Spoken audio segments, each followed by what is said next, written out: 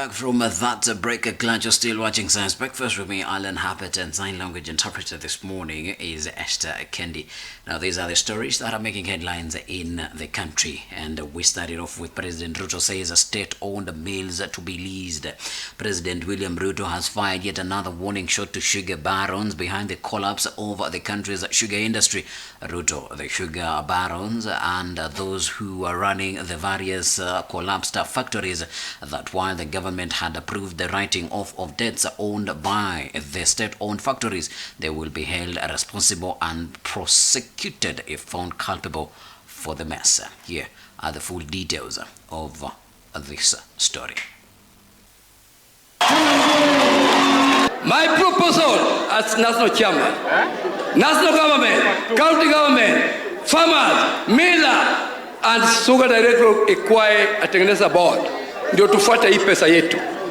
Hakuna pesa ambayo inakata na hakuna farmers representative hapo, pesa naenda ukiolea. Hakuna. Saidia mimi on behalf of farmers. Hakuna kitu kingine. Maneno ambayo utatoka naye leo. Area hiyo mimi najua utamaliza payment nini. Hii hakuna tabu. Wewe ndio Mungu yetu. Mungu iko juu lakini wewe ndio Mungu ya pili.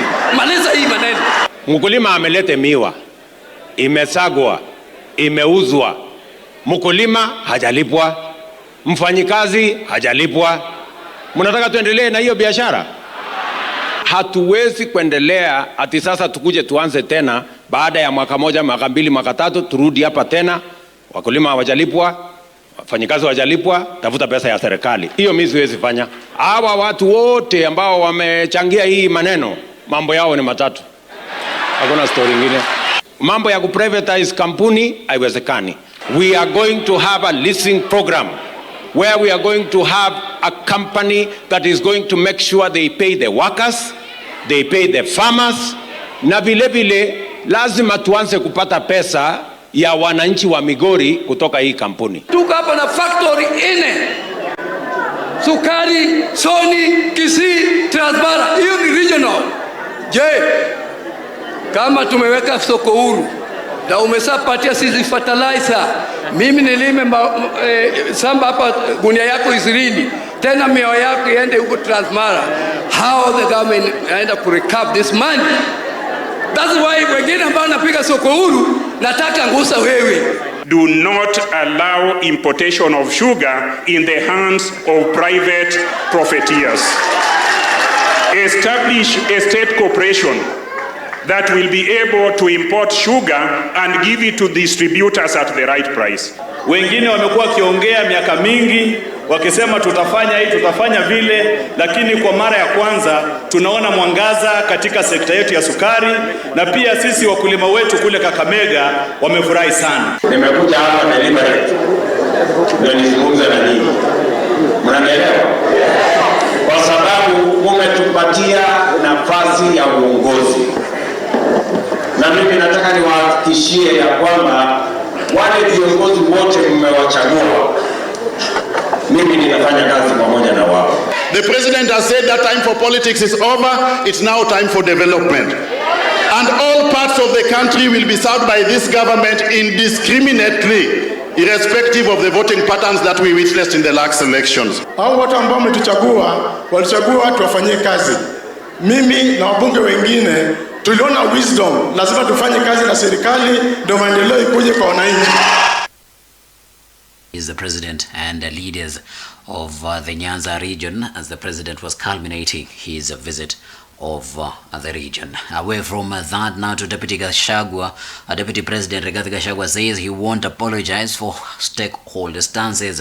Now, Deputy President Rigathi Gachagua says he has no apologies to make over the shareholder narrative, saying those who voted in the Kenya Kwanza government should reap big from the government. Gachagua, who was speaking in Nandi County, where he had a fundraiser towards the construction of the SEK Plaza in Kapsabet town, also dismissed claims that there are differences between himself and President William Ruto. Here are the full details.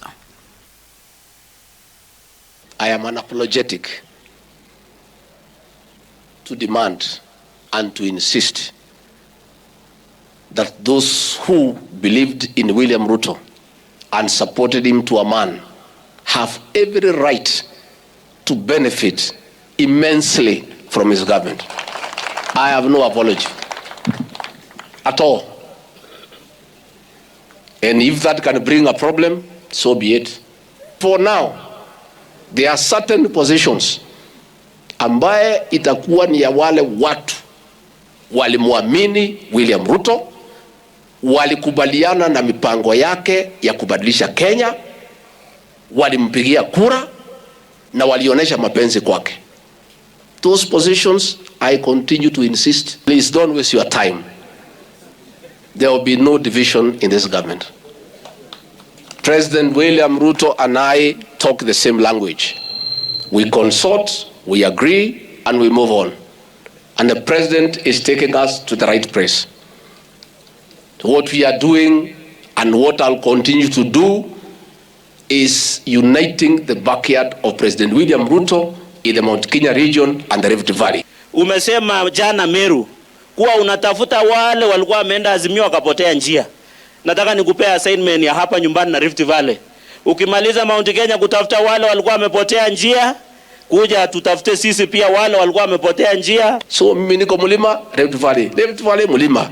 Wananiingilia, huyu ni naibu rais wa Kenya, bona anaenda Rift Valley, anaenda mlima, anaenda Rift Valley. For the time being nitakaa hapo. Wacha rais azunguke, aende Kisumu, aende Kisii, aende Kakamega, aende kila pahali. Ili atapata aniletee niongeze na ile yetu. And away from the Deputy President, now to CS Kindiki says Parliament approval necessary to deploy Kenya police officers to Haiti. Now the deployment of police officers to Haiti will be subjected to parliamentary approval.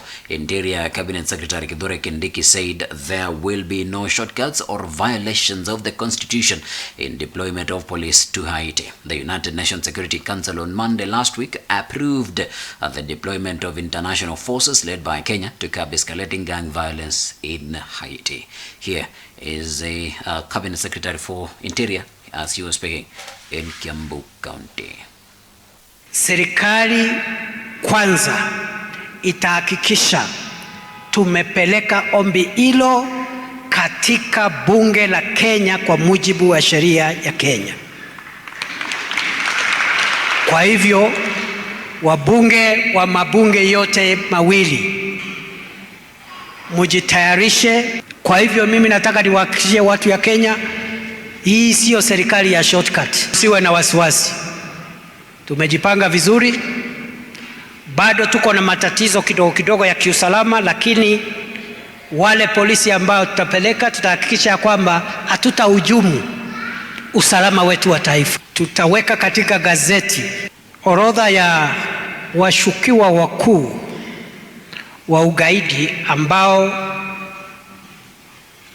uchunguzi wetu umeonyesha wao ndio wapangaji wakuu wa mauaji ya wananchi pale Lamu.